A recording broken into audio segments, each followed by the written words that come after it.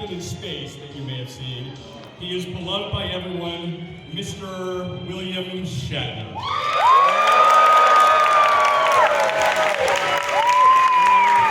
Hello. Thank you. How nice to see you. Am I late? No? Am I on time? Because scheduling. Somebody's screwing up on the scheduling. And so I'm appearing two places at once, which is science fiction, but not reality. I'm so glad to be here, Knoxville. Last time, I think, maybe not the last time, but I was here some years ago with not a very great experience. Are you aware that Knoxville is big on horses? That people have a lot of horses in the area. And I have a home in Lexington, and a lot of horses there. So there's a lot of traffic and horses between Lexington and Knoxville. And years ago, there was a guy here who had a large barn and a lot of horses going through his barn for sale.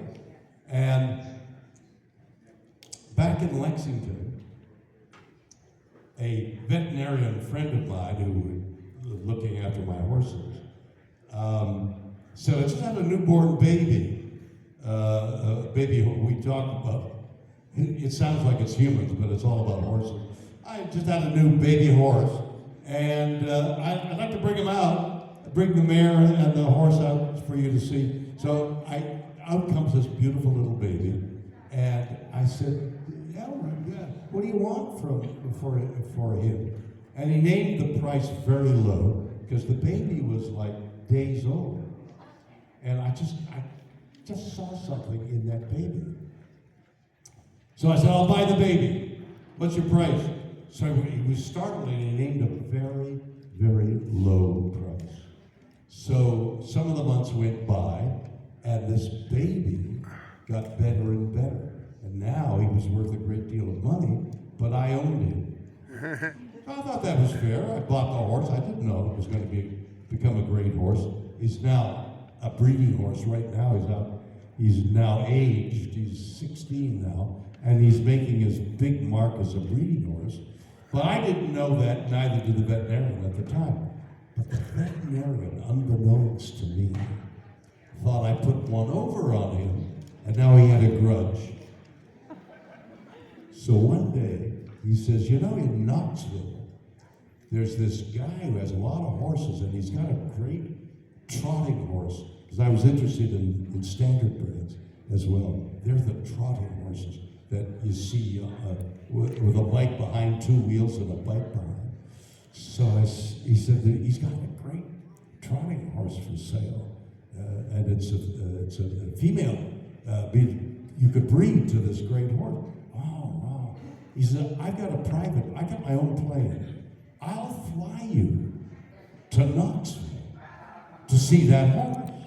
That's what I said. I said, wow.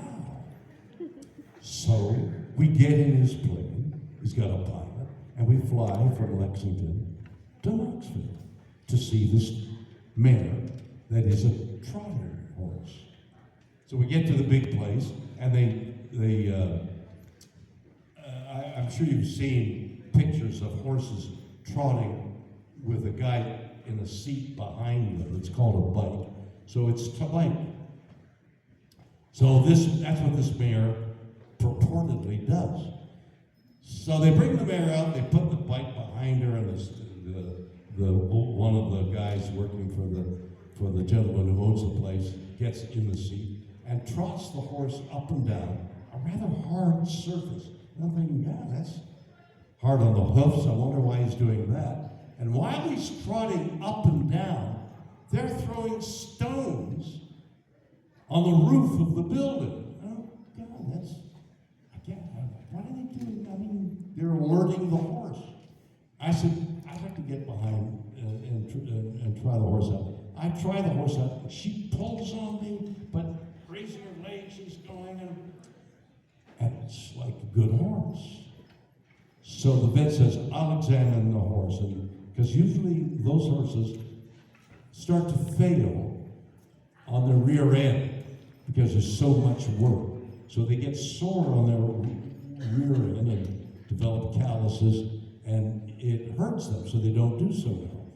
So the veterinarian examines the horse, and he says, this is incredible. This horse, which the Amish had for a while, and they're tough on their horses because they move them around on hard roads, so their horses frequently are lame at an early age. So the veterinarian says, great horse, though he rear end is like a young horse. The horse has very little wrong with it, Bill, and worth the price. So I said, okay, I'll buy it. So I buy the horse. I go back to Lexington, and the horse 2 days later is shipped to Lexington. And she comes off the truck, and my wife and I are there in Lexington, and the mare, and I paid for the mare, and the mare can hardly walk. She's lame. And what the veterinarian had done, it said she's not lame, whereas she had been lame. They had injected her. They threw stones on the roof to make her lift her legs. They had doped her up so that I would buy her. And I was now sold at a really high price, a horse that was lame. And this veterinarian obviously had gotten back at me for buying that baby at such a good price. So, my life is filled with things like that, untoward things. And my only defense in my life, and I don't know what you guys do for defensive things when people take advantage of you, I just endure. I'm around longer than they are. So in the intervening time, the veterinarian has died of cancer, I think it was, and the guy who ran the horses in Knoxville is long gone. He's no longer around. And the only person who's around is me. That poor mare that was now lame, I bred her and I was able to breed her 3 times before she couldn't carry any more babies.